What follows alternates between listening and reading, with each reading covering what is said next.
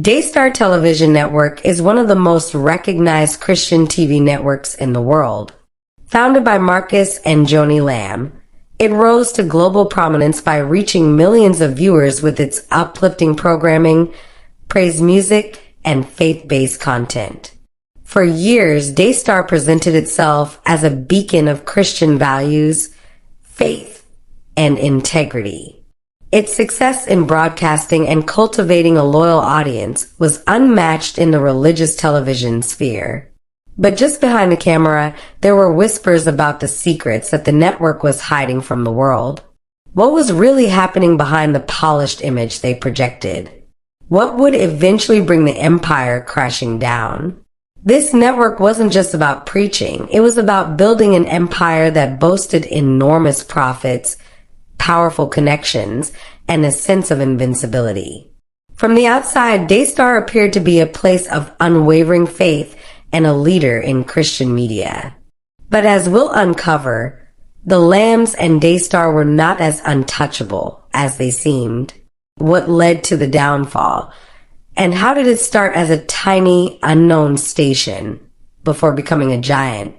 The story begins with a massive scandal that shocked the internet, leaving many to question the credibility of Daystar and its leaders. Daystar had become the face of Christian television, thanks to its immense reach and reputation for spreading positive messages. Yet, behind the scenes, there were mounting tensions, alleged mismanagement, and whispers of corruption.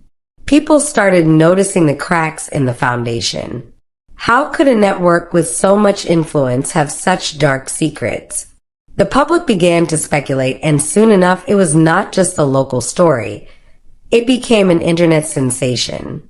The shocking truth about Daystar was about to be revealed.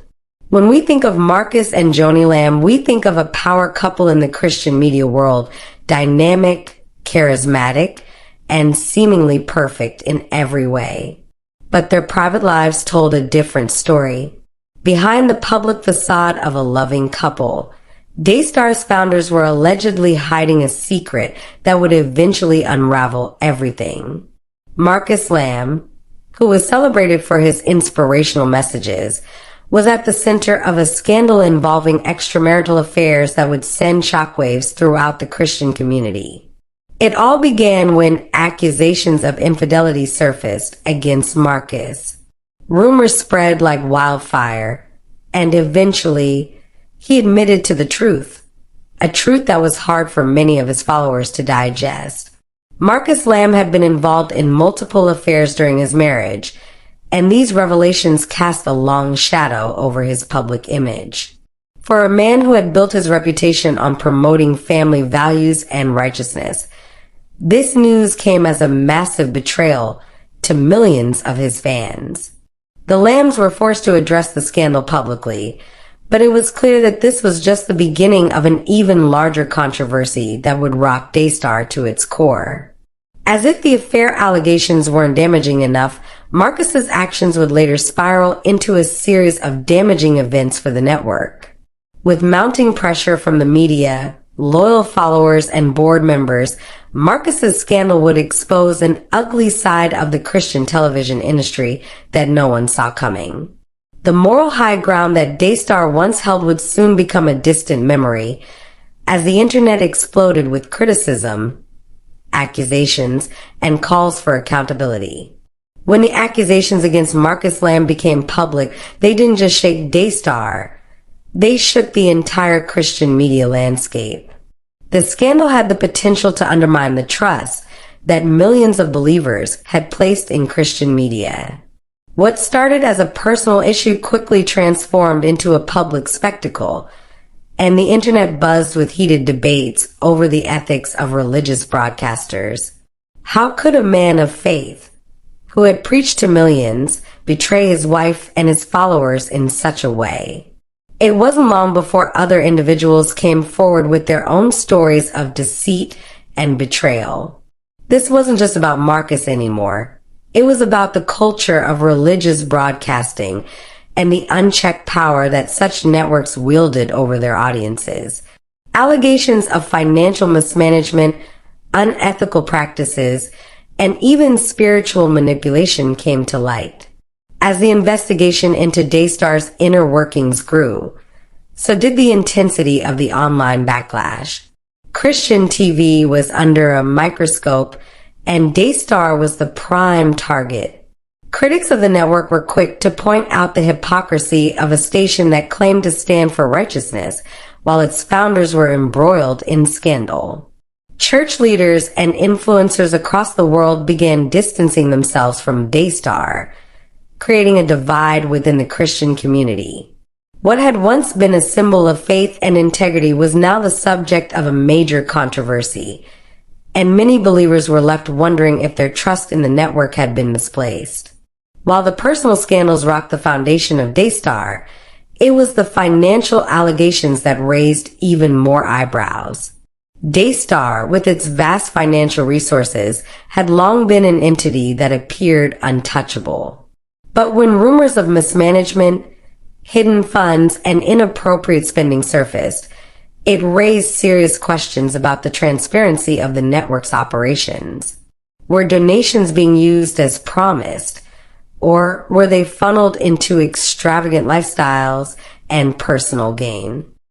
Behind Daystar's extravagant studios and lavish lifestyle was a financial structure that many now view as questionable. As the public began questioning how the Lambs and their team were handling the network's money, it became clear that the money flowing into Daystar was being used in ways that contradicted the network's public messaging. Investigations into the network's financial practices only deepened the scandal, and Daystar found itself on the defensive. The question became, who was benefiting from the millions of dollars that came in through donations and offerings? Were the financial resources being used to build up the ministry, or were they being used to fund the lavish lifestyle of the network's leaders? As the story unfolded, Daystar's credibility took a massive hit, and many of its longtime supporters started to walk away.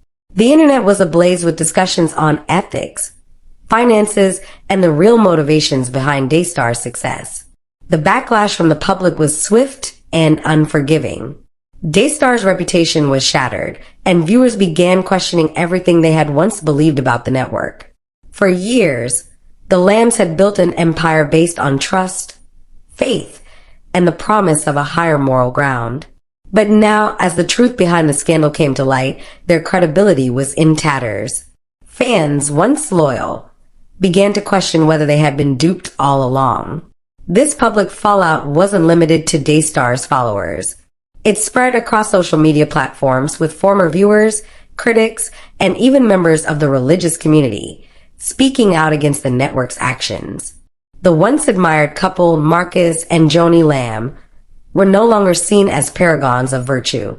Instead, they were viewed as cautionary tales in a world where the line between faith and business could become dangerously blurred. Daystar's credibility was damaged beyond repair, and the backlash from the scandal would follow the network for years. While some of Daystar's audience continued to stand by the Lambs, many had a hard time reconciling their public image with the revelations that came to light. This chapter in Daystar's history would forever change how the world viewed the network and its leadership. The fallout from Daystar's scandal had a ripple effect across the entire Christian television industry. Once Daystar's credibility crumbled, it cast doubt on other networks, ministries, and Christian broadcasters. What had happened at Daystar was not an isolated incident. It was part of a much larger pattern of corruption and scandal that seemed to be plaguing Christian media outlets.